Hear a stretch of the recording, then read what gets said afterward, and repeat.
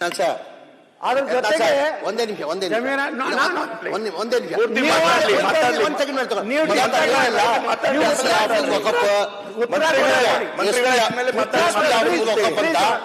MLA ಯಾವಾಗಿಂದ ಆಗಿದ್ರೆ ಆಯ್ಕೆ ಆಗಿದ್ದು? ಹೋದ ಸತಿನೂ MLA ಆಗಿದ್ರಿ, ತಮ್ಮ ಬಿಜೆಪಿ ಸರ್ಕಾರ ಇರುವಾಗನು ತಾವು MLA ಆಗಿದ್ರಿ, ಲೋಕಲ್ MLA ಆಗಿದ್ರಿ.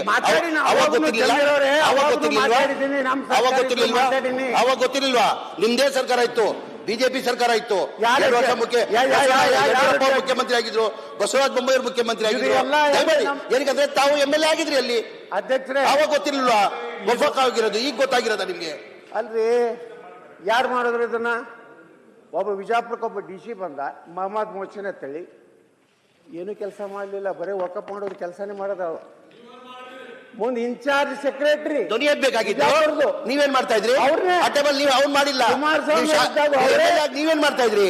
ನಿಮ್ದೇ ಸರ್ಕಾರ ಇತ್ತಿಲ್ಲ, ನಿಮ್ದೇ ಸರ್ಕಾರ ಇತ್ತಿಲ್ಲ, ಮಾತಾಡ್ತಾರೆ ನಿಮ್ಮವ್ರು ಮಾತಾಡ್ವಾ? ಅರೆ ನೀವು ಉತ್ತರ ಕೊಡ್ರಿ. ಅಲ್ಲ, ನಿಮ್ಮವ್ರು ಮಾತಾಡ್ತಾ ನಾವು ಇಟ್ಟೋದನ್ನ ನಾವು ಕೇಳಿಸ್ಕೊಂಡಿಲ್ಲ, ನೀವು ಕೇಳಿಸ್ಕೊಳ್ಳಿ. ಕೇಳ್ರಿ, ಇಷ್ಟಾಕ ನೀವು ಹಾಕೋದ್ರಿ. ಏನ್ ಹೇಳಿದೆ? ಆಯ್ತು, ಇದು ಏನೋ ಸೆಂಟ್ರಲ್ ಬಿಲ್ ಅಮೆಂಡ್ಮೆಂಟ್ ತಂದ್ಕೊಳ್ಳಿ ನೀವು ಗಾಬರಿ ಆಗಿಬಿಟ್ಟಿರಿ.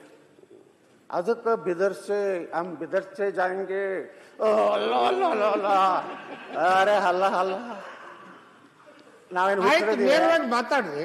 ಅದನ್ನೇ ಹೇಳಕತ್ತೀನಿ. ಅವರು ಇವತ್ತ ಮಾನ್ಯ ಮುಖ್ಯಮಂತ್ರಿಗಳ ನಿರ್ದೇಶನದಂತೆ ನಾನು ರಾಜ್ಯದಲ್ಲಿ ಜಮೀರ್ ಯು ಗೋ, ಹೋಗು, ರಾಜ್ಯದಲ್ಲಿ ಎಷ್ಟು ವಕಫ್ ಆಸ್ತಿ ಇದೆ ನೋಡು, ಎಲ್ಲಾನು ಎಂಟ್ರಿ ಹೊಡಿ ಅಂತ ಹೇಳಿದ್ರು ಅದಕ್ಕೆ ಬಂದಿಲ್ಲ ಅಂತ ಹೇಳಿ. ನೋಡಿ, ನೀವು ತಪ್ಪು ಸದನಿಗೆ ಮಾಹಿತಿ ಕೊಟ್ಟರೆ ನಾನು ಮಾತಾಡ್ಬೇಕು ತಾನೆ?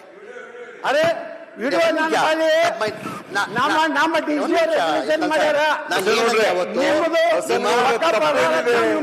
ಬಿಜಾಪುರಲ್ಲೇ ನಾನು ಅಧಿಕಾರಿಗಳ ಸಭೆಯಲ್ಲಿ ಮನೆ ಮುಖ್ಯಮಂತ್ರಿಗಳು ರಿವ್ಯೂ ಮೀಟಿಂಗ್ ಮಾಡಿದ್ರು. ಒಗ್ಬೋರ್ದು ಇಷ್ಟೆಲ್ಲ ಆಸ್ತಿಗಳು ಎನ್ಕರೇಜ್ಮೆಂಟ್ ಆಗಿದೆ, ಆ ಎನ್ಕರೇಜ್ಮೆಂಟ್ ತೆಗಿ ಅಂತ ಹೇಳಿದಾರೆ ಅಂತ ಹೇಳಿದ್ದೀನಿ ನಾನು. ಹೋಗು, ಮಾಡು, ಆಯ್ತು.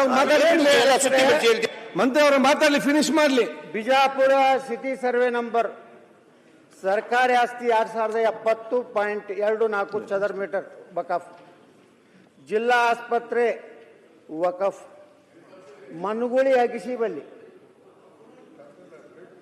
ಆದಿಲ್ ಶಾನ್ಕಿಂತ ಮುಂಚೆ ಹಿಡಿದು ಅಲ್ಲಿ ದಲಿತರು ವಾಸ ಮಾಡ್ತಾರೆ ಅಧ್ಯಕ್ಷರೇ. ಸುಮಾರು 16 ಎಕರೆ ಎಲ್ಲಿ ಮನುಗುಳಿ ಅಗಿಸಿಬಲ್ಲಿ ಸರ್ವೆ ನಂಬರ್ 605ರಲ್ಲಿ ದಲಿತರು ಸಾವಿರಾರು ವರ್ಷಗಳಿಂದ ಅಲ್ಲಿ ಮನೆ ಮಾಡ್ಕೊಂಡಿದ್ದಾರೆ ಅಧ್ಯಕ್ಷರೇ. ಇವತ್ತು ವಕಫ್. ಇವತ್ತು ನಾವು ಸ್ಲಮ್ ಬೋರ್ಡ್ನಿಂದ ಅಲ್ಲಿ ಮನೆ ಕಟ್ಲಿಕ್ಕೆ ಹೋದರೆ ನಿಮ್ಗೆ ಮನೆ ಕಟ್ಲಿಕ್ಕೆ ಬರೋದಿಲ್ಲ, ವಕಫ್. ನಮ್ಮ ಯರಗಲ್ ಬಿಕೇತ್ ಒಂದು ಸಿಂದಗಿ ತಾಲೂಕಿನಲ್ಲಿ ಒಂದು ಗ್ರಾಮ ಇದೆ ಅಧ್ಯಕ್ಷರೇ. ಪಾಪ ಭಾಳ ಮುಗ್ಧ ಸ್ವಾಮೀಜಿ, ಅವ್ರಿಗೇನು ಗೊತ್ತಿಲ್ಲ. 2018ರಿಂದ ಅವರು ಈ ಉತ್ತಾರೆ ತೆಗಿಲಿಕ್ಕೂ ಹೋಗಿಲ್ಲ. ಮೊನ್ನೆ ಉತ್ತಾರೆ ತೆಗಿಲಿಕ್ಕೆ ಹೋದ್ರೆ ಅಧ್ಯಕ್ಷರೇ 8 ಎಕರೆ 14 ಗುಂಟೆ 11ನೇ ಕಾಲಮ್ ನಂಬರ್ 11ರಲ್ಲಿ ಕರ್ನಾಟಕ ವಕಫ್ ಬೋರ್ಡ್ () ಸುನ್ನಿ ಬೆಂಗಳೂರು ಅಂತ ಎಂಟ್ರಿ ಆಗಿದೆ. ಇದು ನೋಟಿಸ್ ಕೊಡಲಾರ್ದೆ ಆದಂಥದ್ದು. ಇವೆಲ್ಲ ಮಾನ್ಯ ಮುಖ್ಯಮಂತ್ರಿಗಳು ಹೇಳಿದ್ರು, ಯಾವ ನೋಟಿಸ್ ಕೊಟ್ಟು ಅದನ್ನು ವಾಪಸ್ ತಗೋತೀನಿ ಅಂದರು. ಆದ್ರೆ ನೋಟಿಸ್ನೇ ಕೊಟ್ಟಿಲ್ಲ, ಆ ರೈತನಿಗೂ ಗೊತ್ತಿಲ್ಲ, ಮಠದವ್ರಿಗೂ ಗೊತ್ತಿಲ್ಲ, ಎಲ್ಲ ವಕಫ್ ಆಗಿದೆ.